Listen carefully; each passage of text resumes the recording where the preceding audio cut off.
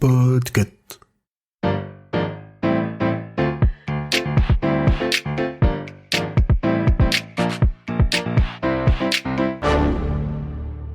Bonjour, vous avez choisi la réponse D, mais d'abord, écoutez la question.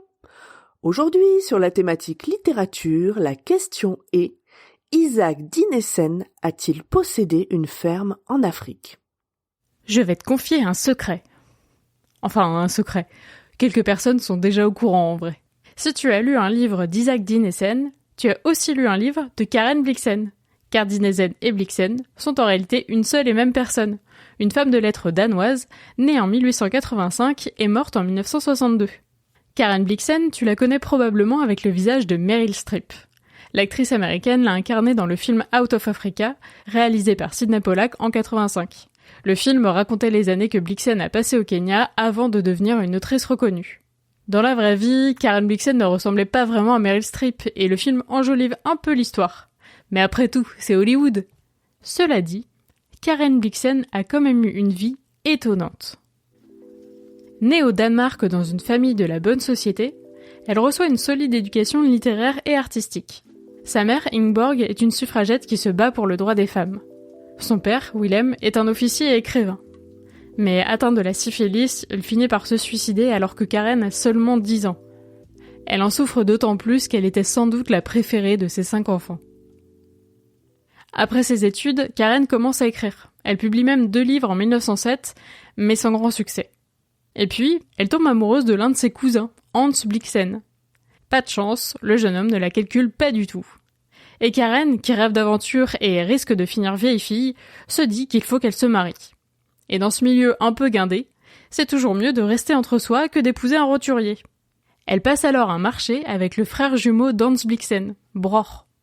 Ils se marient, Karen gagne un titre de baronne et Hans récupère la fortune de sa nouvelle épouse. En 1914, la baronne Blixen arrive au Kenya, où Bror a acheté une plantation de café à 20 km de Nairobi. C'est la fameuse ferme au pied des collines du Ngong, décrite dans la première phrase de son livre La ferme africaine. Blixen va y vivre pendant 17 ans. Elle aura le temps d'être ruinée, car le café pousse mal à cette altitude, d'être malade, car son mari va lui refiler la syphilis, d'accueillir le prince de Galles, futur Édouard VIII, lors de l'une de ses tournées, et surtout, de collecter des souvenirs pour écrire son futur chef-d'œuvre. Mais avant cela, en 1931, c'est le désastre. Blixen divorce et elle doit vendre la ferme car elle n'a plus un sou. En plus de cela, elle a perdu le nouvel homme de sa vie, Dennis Finch Hayton, un pilote anglais et aventurier qui a fini par se tuer lors d'un accident d'avion. Dans les films de Pollack, il est joué par Robert Redford. Et c'est lui qui demande à Karen Blixen de mettre par écrit les contes fantastiques qu'elle raconte le soir. À presque 50 ans donc, Karen Blixen rentre chez sa mère, au Danemark, et elle va entamer sa deuxième vie en tant qu'écrivaine. Après plusieurs refus dans son pays, elle réussit à faire publier par un éditeur américain les 7 contes gothiques. C'est à ce moment que Karen Blixen choisit comme pseudonyme Isaac Dinesen.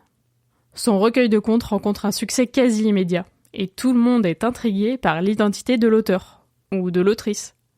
3 ans plus tard, en 1937, elle publie toujours sous pseudo La ferme africaine. Et en 1942, coincée au Danemark par la guerre, elle publie Les contes d'hiver. Dans la littérature anglo-saxonne, Blixen est davantage connue sous son principal pseudo, Isaac Dinesen, mais il lui est aussi arrivé d'écrire sous d'autres noms, dont celui de Tanja Blixen. Après la guerre, Blixen devient une star de la littérature danoise. Elle accueille les jeunes auteurs, crée une fondation et entretient sa légende. Elle participe à des émissions de télé, de radio, promenant sa silhouette de vieille dame très maigre qui raconte des histoires. Elle prend même sous sa coupe un jeune poète. Il y aura entre eux une curieuse relation dominante-dominée. Un film devrait d'ailleurs prochainement raconter cette drôle d'histoire. Après sa mort en 1962, le gouvernement danois a racheté la ferme au Kenya et l'a offert au pays tout juste indépendant. C'est aujourd'hui un musée et il est meublé en partie avec les éléments du décor du film de Pollack. Le film a d'ailleurs remporté 7 Oscars en 1986, dont celui du meilleur film et du meilleur réalisateur. Il faut croire que l'œuvre de Karen Blixen est propice aux statuettes. L'une de ses nouvelles, adaptée au cinéma, Le Festin de Babette, a aussi remporté l'Oscar du meilleur film en langue étrangère en 1988.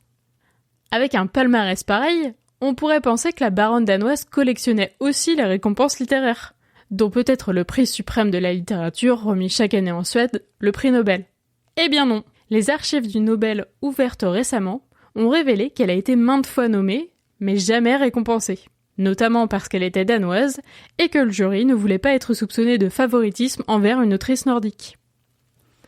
En 1954, le lauréat a déclaré qu'il ne méritait pas ce prix. Il a cité 3 autres auteurs qui, selon lui, méritaient plus de le recevoir. Carl Sandburg, Bernard Berenson et Isaac Dinesen. Et tu sais qui est cet humble écrivain qui a reçu le Nobel en 54 ? Je suis sympa, je vais pas attendre un autre épisode de la réponse D pour te donner la réponse. C'était Ernest Hemingway.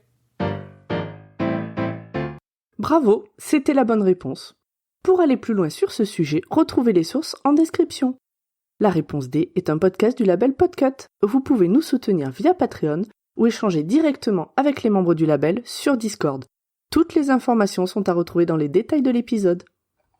À lundi pour un nouvel épisode sur la thématique sport.